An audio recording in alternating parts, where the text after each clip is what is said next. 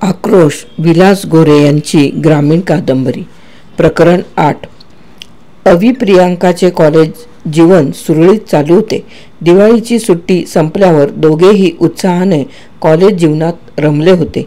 दिवसामागून दिवस चालले होते। कार्तिक पौर्णिमा जवळ आली। अविने आजोळी कुंभारगावला जाण्याचे ठरविले। यात्रेसाठी जाणे भागच होते। एके दिवशी कॉलेजात प्रियंका भेटल्यावर अवि प्रियंकाला म्हणाला, प्रियंका, मी माझ्या आजोळी लक्ष्मी देवीच्या यात्रेसाठी कुंभारगावला जाणार आहे। तुझी माझ्यासोबत यात्रा पाहण्यासाठी यावेस तूही माझ्यासोबत यात्रा पाहण्यासाठी यावेस अशी माझी इच्छा आहे। ठीक आहे, मी लक्ष्मी देवीच्या यात्रा पाहण्यासाठी कुंभारगावला येणारच आहे। मग ठरलं तर?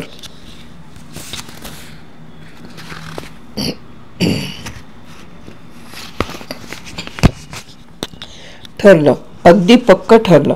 आपण पौर्णिमे दिवशी जायचं। पौर्णिमा केव्हा आहे बरं? आज सोमवार, येत्या गुरुवारी आहे। गुरुवारी म्हणजे आपणाला तयारीसाठी 2 दिवसांचा काळ आहे। प्रियंका, 2 दिवसात आपण यात्रेला जाण्याची सगळी तयारी करू शकतो। होय प्रियंका, माझ्या आजोळी यात्रेला गेल्यावर तुला निसर्ग सौंदर्याने नटलेले एक खेडे पाहावयास मिळेल। प्राचीन काळातील मंदिरे पाहावयास मिळतील। साधी भोळी मायाळू माणसं पाहावयास मिळतील। असं अवि, मला खेडी फार आवडतात। तर मग चांगलंच झालं, माझी आणि तुझी आवड सारखीच आहे। अवि, मी कॉलेज शिक्षणासाठी राहिले तरी खेड्याच्या आठवणी विसरत नाही। तुझ्यासारखे माझे बालपण खेड्यातच गेले आहे आणि माणूस आपले बालपण कधी विसरत नाही। 2 दिवसात त्यांनी यात्रेला जाण्याची तयारी केली। गुरुवारी सकाळी सकाळी आवराआवर करून दोघं कोल्हापूर बसस्थानकावर आली। कोल्हापूर कराड बसच्या प्रतीक्षेत थांबली। सुदैवाने जास्त वेळ प्रतीक्षा करावी लागली नाही। थोड्याच वेळात कोल्हापूर कराड बस प्लॅटफॉर्मला लागली। अवि प्रियंकाने उत्सुकतेने बसमध्ये प्रवेश करून पुढील बाकड्यावर जागा पकडली। थोड्याच वेळात बस प्रवाशांनी भरून गेली। बस सुटण्याची वेळ होताच कंडक्टरने बेल दिली। बस चालू झाली। बस स्थानकातून बाहेर रोडवर आली। आपल्या मार्गावर धावू लागली। थोड्याच वेळात कोल्हापूर मागे टाकून बस पुढे आली। अवि प्रियंकाला सहजतेने म्हणाला, प्रियंका, सकाळच्या रम्यवेळी रोडच्या आसपासचा निसर्ग किती मनमोहक वाटतो। हो खरंच, मला तर तुझ्या सोबतीने केलेला प्रवास कधी संपूच नये असं वाटतं। बरं, नको इतकी स्तुती करायला। प्रियंका, मी तुझी स्तुती करत नाही, माझ्या मनातले भाव सांगत आहे। हा प्रवास कधी संपूच नये असं तुला नाही वाटत? अवि, मलाही तुझ्यासारखंच हा प्रवास कधी संपूच नये असं वाटतं। शेजारच्या बाकड्यावरील प्रवासी विस्मयचकित होऊन अवि प्रियंकाकडे पाहत होते आणि तो पेपर वाचण्यात रंगून गेला। प्रियंकाने मनोरंजनासाठी घेतलेले मासिक वाचायला सुरुवात केली। किनी वाठारवर गाडी केव्हा आली हे त्यांना समजलेच नाही। थोड्या वेळाने गाडी आपल्या मार्गावरून धावू लागली। अविने धावणाऱ्या बसमधून रोडच्या लगतचा रम्य परिसर पाहू लागला। प्रियंकाही मासिक ठेवून बाहेरील निसर्गरम्य पाहत होती। आसपासचा निसर्ग मनमोहित करीत होता। तांदूळवाडी, कामेरी, पेठ अशी स्टेशने घेत बस पुढे आली। अवि प्रियंका दोघेही परस्परांना खेटून बसली होती। हलक्या आवाजात त्यांचे प्रेमळ हितगुज चालले होते। पुन्हा नेर्ले, कासेगाव, वाठार अशी स्टेशने घेत बस कराड बस स्थानकावर आली। सारे प्रवासी बसमधून खाली उतरू लागले।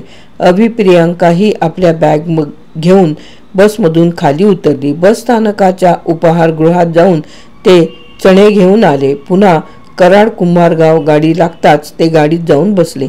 पाऊण तासात गाडी कुंभारगाव मुक्कामी आली। अवि प्रियंका गाडीतून खाली उतरले। अवि प्रियंकाला सोबत घेऊन मामाच्या घरी आला।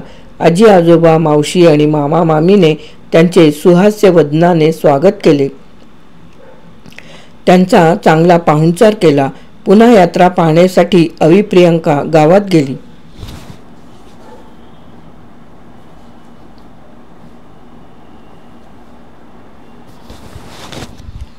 यात्रेत खूप गर्दी झाली होती. जिकडे तिकडे माणसेच माणसे दिसत होती. दोन्ही तर्फांनी मेवा मिठाईची पाळे लागली होती. मुलांची खेळणी मांडलेली काही दुकाने होती. सापत्या, चाबूक, चऱ्या, दोरखंडे, चाळ, घुंगरू मांडलेली काही दुकाने होती. कुंकवाचा करंडा, आरसे, पावडरीचे डबे असली सौंदर्य प्रसाधने मांडलेली काही दुकाने होती. काही ठिकाणी भजी, बटाटे वडे असलेले स्टॉल मांडण्यात आले होते. अवी प्रियंका ही सगळी दुकाने पाहत देवळाजवळ आली.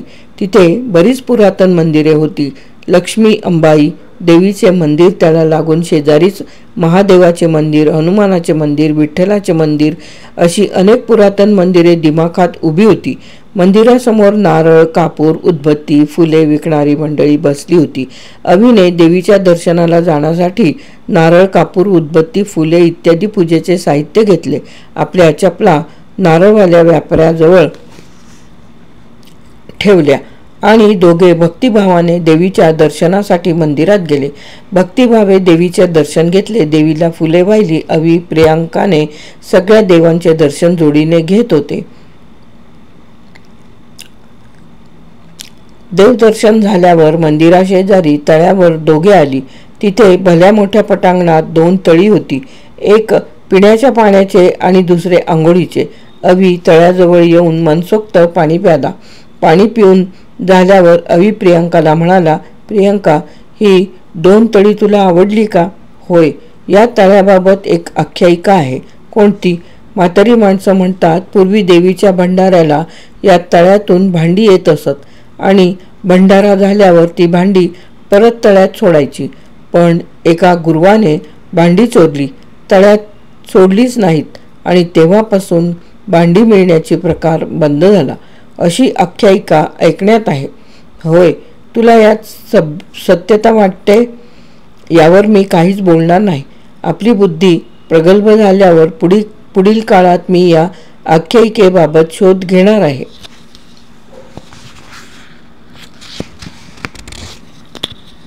बरं. प्रियंका, मात्र ही तळी फारच जुनी आहेत. ही तळी केव्हा खोदण्यात आली याचा बोध होत नाही. एका तळ्याचा वापर आंघोळीसाठी, कपडे धुण्यासाठी केला जातो, तर दुसऱ्या तळ्यातील पाण्याचा वापर पिण्यासाठी केला जातो. म्हणजे या तळ्यातील पाणी पिण्यासाठी सर्व गाव वापरते. होय, तळ्यातील पाणी उन्हाळ्यातही आटत नाही किंवा कमी होत नाही. बारमाही तळे पाण्याने भरून वाहत असते. वर्षात कधीही पाणी कमी होत नाही. आता देवदर्शन झाले. आता आपण सगळ्या यात्रेतून फिरू, बारीक सारीक गोष्टीचे निरीक्षण करू. चला. अविनाश प्रियंका यात्रेतून फिरू लागली. एके ठिकाणी जादूचा खेळ रंगत आला होता. बऱ्याच लोकांची गर्दी उभी होती. जादूगार आपल्या कलेतील एक कसब दाखवित होता. बघे लोक उत्सुकतेने पाहत होते. अवी प्रियंका तेथून पुढे निघाली. यात्रेत भरपूर गर्दी झाली होती. त्या गर्दीतून वाट काढीत दोघे चालली होती. अवीला यात्रेत प्राथमिक शाळेतील मित्र भेटत होते. ते उत्सुकतेने अवी प्रियंकाकडे पाहत होते. त्यांची उत्सुकता अवीबरोबर प्रियंकाला पाहून वाढत होती. एखादा